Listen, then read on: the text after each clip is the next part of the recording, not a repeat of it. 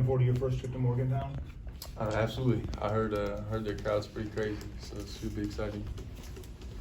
Christian, what changes about the second time through, especially for freshmen? The back half of the conference play, seeing the team again. What changes in terms of preparation or what you expect? I don't know that much changes. As far as the second time playing them goes, they know a lot more about you, especially being a freshman, and what you do is tendency, so you can tell they guard you a different way, according to what you did the first game. Does it change in terms of just the urgency, knowing the season's winding down? I mean, anything like that? We got a Big 12 championship to win, so we're always urgent. Every game matters. You can't really slip up, because we're in second place right now, so there's not really margin for error. So every game is pretty urgent for us. What do you remember about that first game against West Virginia? I remember they're a pretty tough team. They rebound the ball really well, and they're tough, like I said, and they're gonna be physical with us. So today in practice we're gonna obviously prep for that. But that's from what I remember. They're pretty physical. After you started playing many more minutes and having a lot of success, how are teams guarding you different now? As I'm guessing they see you as a big threat from the perimeter. Well, offensively, they're just running me up the three-point line, and they're not giving me as much room. So, last couple games I haven't got as much shots off. But I think that helps open it up for, shots on the inside for Doak and them. But like I said, the second time around, they know you more. And so you got to adjust to that and find ways around that. Christian, did you envision your role being what it is this early when you first, arrived on campus? I don't know that I envisioned it like this.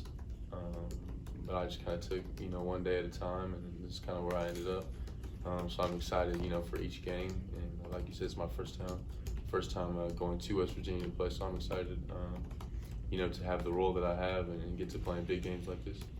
Has the grind got to you? A lot of freshmen go through that, travel 2 games a week, this kind of stuff. I mean, does it wear on you? You can't really let it wear on you. You got games every couple of days, so you can't let it affect you. And even if it does, you can't let it show. So there's a lot of games, but you just kind of gotta prepare for them and take every day, one day at a time. The last 3 weeks in the conference have been Devon and Doak, Player of the Week. What's it like to have the seat you have to watch those guys do what they do? Well, we rely on them a ton. They do a lot for our team. Like last game, Devon had like 17, 11, and Doak was the Player of the Week. So have those kind of numbers, on the same team. And I know they don't really pay much attention to that. They don't really care much for that. They care about winning.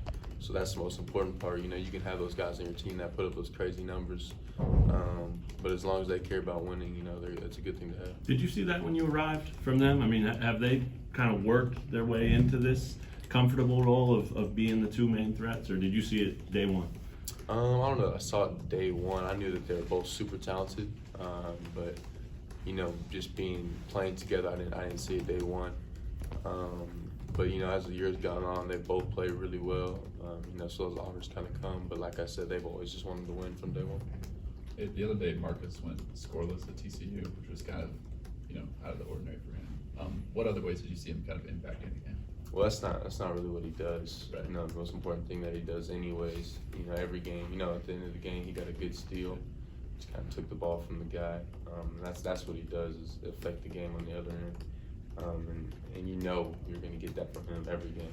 So he's always going to have steals and be in the right place. And he kind of takes their best player away almost every game too.